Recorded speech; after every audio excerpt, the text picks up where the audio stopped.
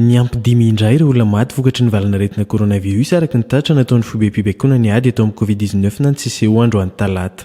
Raha tambatra izany dia miisa 320 ireo vao marina amin'ny fomba ofisialy fa matin'ny coronavirus hatramin'ny etombohan'ny valanaretina teto Madagasikara. Ankoatra ny ampy 530 indray ireo olona vaovao marina fa mitondra ny tsimokaratina coronavirus ka ny 520 amin'izy ireo dia avy eto amin'ny faritra ny Lamanga avokoa, 17 avy any Bongolava ary 9 avy any Matsiatra Ambony. Raha tambatra izany isan'ireo olona efa nitondra sy vao mitondra ny tsimokaratina dia mahatratra 570 R araka ny tatra nataon'ny profesora Ianta Maria Daniel Volortina.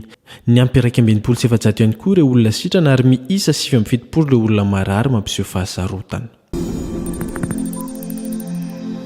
Nanapa-kevitra ny foibem-pitantanana ny sekoly katolika eto amin'ny firenena nandinaika fa mifarana amin'ny 14 aogositra ny taom-pianarana 2023 ho an'ireo sekoly katolika manerana ny nosy.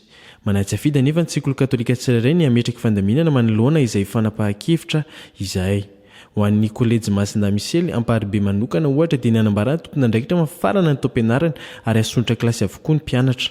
Taona miavaka moa ity taona ity araka ny fanazavan'ireo tompon'andraikitra ka izany indrindra no antony nandraisana fanapa-kevitra mifanaraka amin'ny toe-javatra miseho eto amin'ny firenena ankehitriny. Ho an'ny sekoly katolika sasany izay nifampiresaka taminay kosa dia mbola tsy fantatra mazava ny fifaran'ny taona 2024 satria mbola miankina ny fifandiniana izay tsy maintsy ataon'ireo tompon'andraikitra miaraka amin'ireo ray aman-dren'ny mpianatra izany.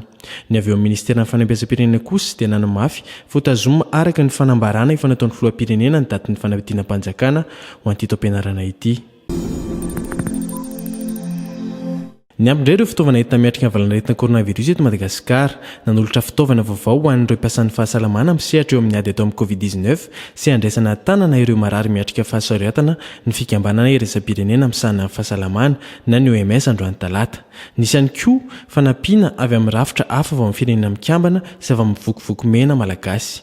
Hita ao anatin'izany ny fitaovam-piarovana na ny EPI, ny fanafody, ny fitaovana entina hanampiana ny olona misedra fahasiporana ary fitaovam-pitiliana Gene Expert miisa 504 aparitaka manerana ny faritra. Ny tanjona dia ny hanatsarana ny fandraisana tanana ireo marary ny coronavirus ary hamafisina ny fiarovana ireo mpiasan'ny fahasalamana izay mitana ny lohalarana amin'ny ady atao amin'ny covid-19 hoy ny fandraisavan'ny OMS.